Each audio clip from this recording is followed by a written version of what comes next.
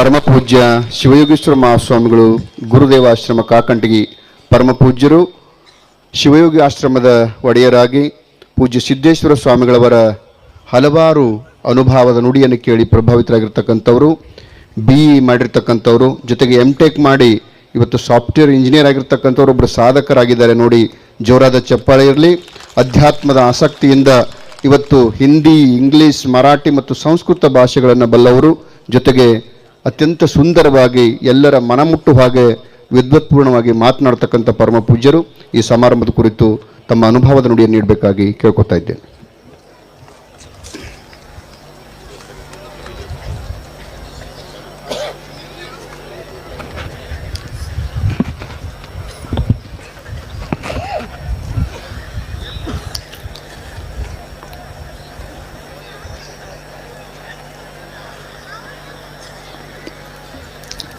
ಹಲವು ಮಾತೇನು ನೀನೊಲೆದು ಪಾದವನ್ನಿಟ್ಟ ನೆಲವೇ ಸುಕ್ಷೇತ್ರ, ಜಲವೇ ಪಾವನ ತೀರ್ಥ, ಸುಲಭ ಶ್ರೀ ಗುರುವೇ ಕೃಪೆಯಾಗು. ಪೂಜ್ಯ ಗುರುದೇವರನ್ನು ಎನ್ನ ಹೃದಯ ಮಂದಿರದಲ್ಲಿ ಧ್ಯಾನಿಸಿ ಈ ಪವಿತ್ರ ಕರ್ತೃಗದ್ದಿಗೆಗೆ ಅನಂತ ಭಕ್ತಿಯ ಪ್ರಣಾಮಗಳನ್ನು ಸಲ್ಲಿಸಿ, ಪೂಜ್ಯರ ದಿವ್ಯ ಪಾದಗಳಲ್ಲಿ ಅನಂತ ಪ್ರಣಾಮಗಳನ್ನು ಸಲ್ಲಿಸಿ, ಈ ಕಾರ್ಯಕ್ರಮದ ದಿವ್ಯ ಸಾನ್ನಿಧ್ಯ ವಹಿಸಿದ್ರಂಥ ಪೂಜ್ಯದ್ವಯರ ದಿವ್ಯ ಪಾದಗಳಲ್ಲಿ ಹಾಗೂ ಎಲ್ಲ ಪೂಜ್ಯರ ದಿವ್ಯ ಪಾದಗಳಲ್ಲಿ ಅನಂತ ಭಕ್ತಿಯ ಪ್ರಣಾಮಗಳನ್ನು ಸಲ್ಲಿಸಿ, ಹಾಗೂ ತಮ್ಮೆಲ್ಲರಲ್ಲಿ ಶರಣಾರ್ಥಿಗಳು. ಇದು ಒಂದು ಅಪರೂಪದ ಕಾರ್ಯಕ್ರಮ ಇದು. ಇದನ್ನೆಲ್ಲ ನೋಡಿದ್ರೆ ಒಂದು ವಿಶೇಷವಾದ ಜಗತ್ತಿನಾಗ ನಾವು ಅದೇವೇನೋ ಅಂತ ಅನ್ನಿಸ್ತದೆ. ಬಹಳ ವಿಶೇಷವಾದಂತಹ ಪೂಜ್ಯರ ಪ್ರೇಮ, ಅವರ ಕಾರ್ಯವೈಖರಿ ಇವೆಲ್ಲ ನೋಡಿದ್ರೆ ಬಹಳ ಸಂತೋಷ ಆಗ್ತದೆ. ಎಷ್ಟೋ ಸಲ ಸಮಾಧಾನ ಶಾಂತಿಯನ್ನು ಪಡಿಬೇಕಂದ್ರೆ ಎಲ್ಲಿ ಹೋಗಬೇಕು ಅಂತ ಒಮ್ಮೊಮ್ಮೆ ಗೊತ್ತಾಗೋದಿಲ್ಲ. ಆದರೆ ಇಲ್ಲಿ ಬಂದು ಕೂತ್ರೆ ಸಾಕು, ತಲೆಯಿಂದೆಲ್ಲ ಖಾಲಿಯಾಗಿ ಆರಾಮ್ ಶಾಂತ ಅನ್ನಿಸ್ತದಲ್ಲ. ಇಂಥ ದಿವ್ಯ ಸ್ಥಳ ಇರೋದೇ ಒಂದು ಅಪರೂಪ. ಸುಮ್ಮನೆ ಇವತ್ತು ಅಪ್ಪಗಳು ಹೇಳಿದರು, ನೀವು ಇವರಿಗೆ 1-2 ತಾಸು ಬಿಡಬೇಡ್ರಿ ಅಂತ ಹೇಳ್ಯಾರ. ಬಹಳ ವಿಶೇಷವಾದಂಥದ್ದು. ಬದುಕು ನಿಸರ್ಗ ಕೊಟ್ಟಂತಹ ಅಮೂಲ್ಯವಾದಂಥ ಕೊಡುಗೆ. ಇದನ್ನು ಪಡಿಬೇಕಾದ್ರೆ ನಾವೇನು ಭಾಳ ತಪಸ್ಸು ಮಾಡೇವಂತೇನಿಲ್ಲ. ಏನೆಲ್ಲ ಒಂದು ತಕ್ಕಡಿ ಒಳಗಿಟ್ಟು ಬದುಕನ್ನು ಇನ್ನೊಂದು ತಕ್ಕಡಿ ಒಳಗೆ ನಾವು ಇಟ್ಟೇವಿ ಅಂದ್ರೆ ಬದುಕಿನ ತಕ್ಕಡಿನ ಕೆಳಗಿಳಿತದೆ. ಅಷ್ಟು ಅಮೂಲ್ಯ ಇಲ್ಲ. ಈಗ ನಿಮ್ಮ ಕಡೆ 1000 ಕೋಟಿ ರೂಪಾಯಿ ಅದಾವ, ಆದರೆ ICUನೊಳಗೆ ಮಲ್ಕೊಂಡೇವಿ ಅಂದ್ರೆ ಇದಕ್ಕೇನು ಅರ್ಥದ? ಬದುಕಿದ್ರನ ಎಲ್ಲ. ಅದಕ್ಕೆ ಬಲ್ಲವರು ಜ್ಞಾನಿಗಳು ಹೇಳೋದೇನಂತಂದ್ರೆ, ಇವೆಲ್ಲ ಯಾಕೆ ಮಾಡೋದಂದ್ರೆ ಒಂದಿಷ್ಟು ಜಗತ್ತಿನ ತಾಪ ಮರೆತು ಬದುಕಿನ ಬಗ್ಗೆ ಕುರಿತು ಚಿಂತಿಸೋದು. ಏನಿದು ಬದುಕ?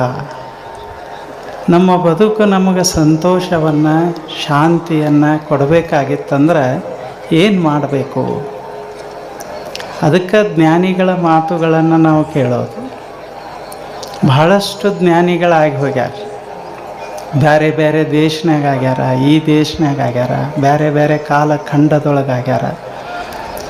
ಅಲ್ಲಮ ಪ್ರಭುಗಳು ಒಂದು ವಿಶೇಷವಾದಂಥ ಮಾತು ಹೇಳ್ತಾರೆ.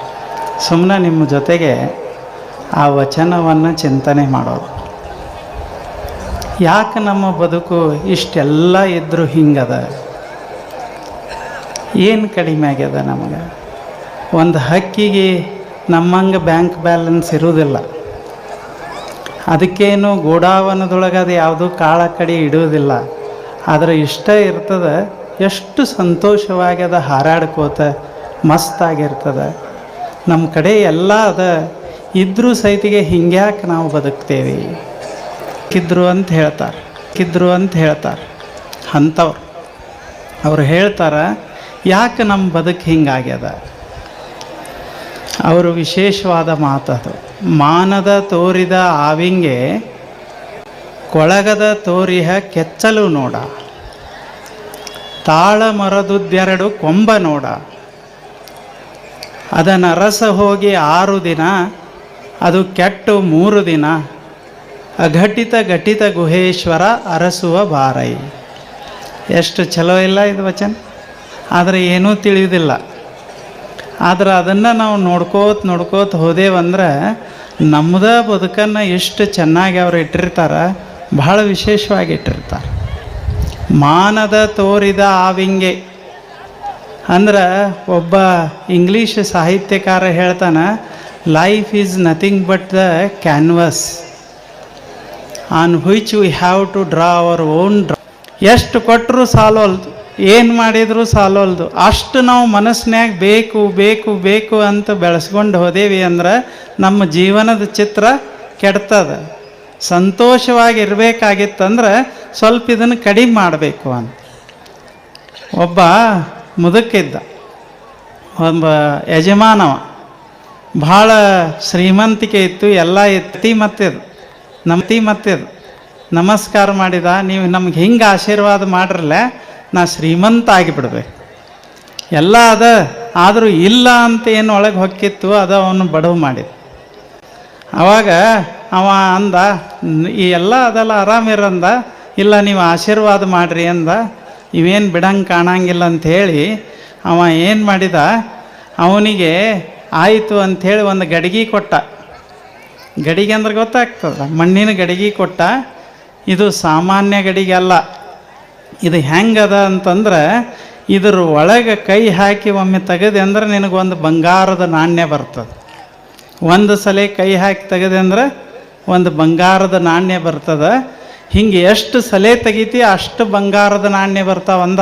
ಎಷ್ಟು ಸಂತೋಷ ಆಗಿರ್ಬೇಕು ಗಡಿಗೆ ಹಂಗೆ ನಮಗೆ ಸಿಕ್ಕಿದ್ರೆ. ಆವಾಗ ಅವ ಅಂದ, ಯೋಗಿ ಹೇಳಿದ, ನೋಡು ಇದನ್ನು ನೀ ಯಾವಾಗ ಸಾಕತ್ತು ಬಿಡ್ತಿ ಆಮೇಲೆ ಇದು ಕೆಲಸ ಮಾಡೋದಿಲ್ಲ. ಒಮ್ಮೆ ನೀ ತೆಗ್ಯಾಕೆ ಶುರು ಮಾಡಿದಿ, ಇನ್ನು ಸಾಕಂದು ಅದು ಕೆಲಸ ಮಾಡೋದೆ, ಹಂಗೆ ಆಗ್ತದ ಅಂತಂದ. ಆಯಿತು ಅಂತ ಹೇಳಿ ಇವ ಹೋಗಿ ನೀ ತೆಗಿಬೇಕಲ್ಲ, ಅದು ಬಂಗಾರದ ನಸುಕಿನ 6 ಗಂಟೆ ಆಗಿತ್ತು.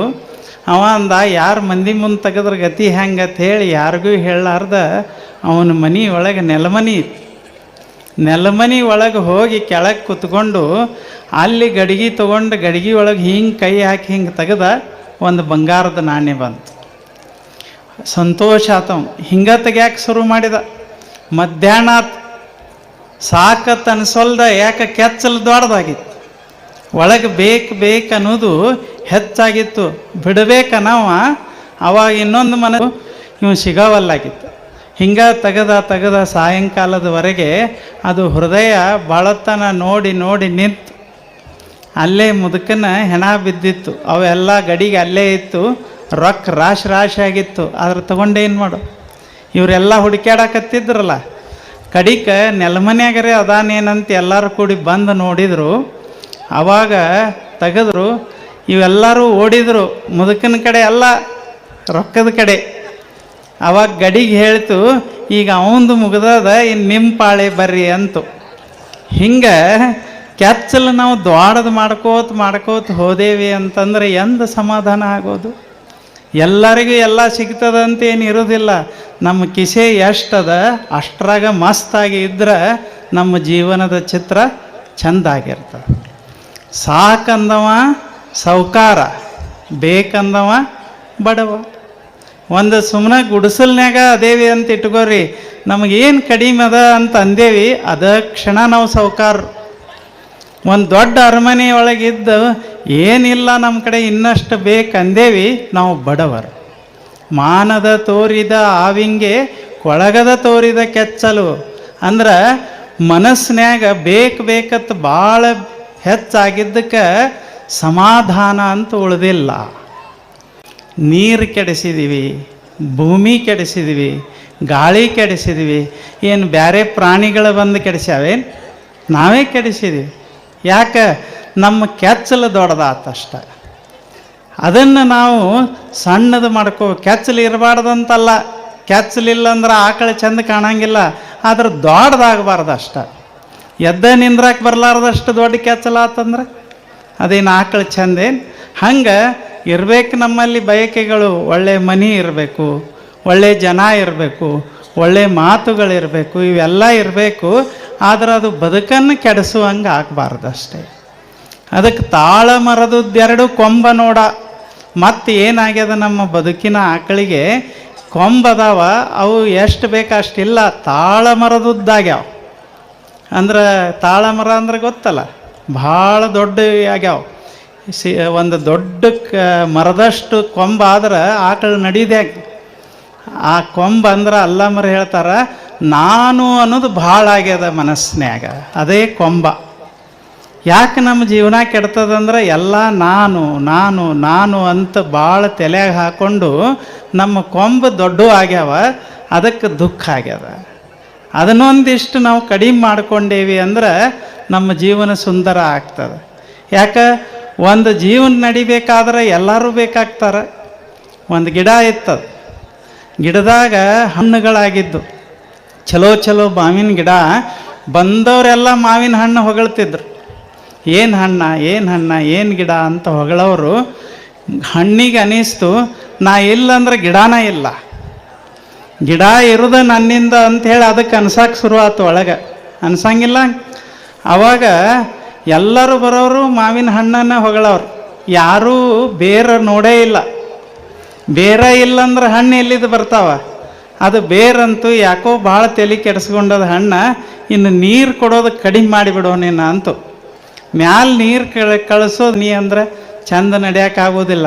ಎಷ್ಟೋ ಸಲ ನಾನಾ ಅಂತ ಶುರು ಆಗಿದ್ದ ಗದ್ದಲಕ್ಕೆ ಸುರುತ್ತದ.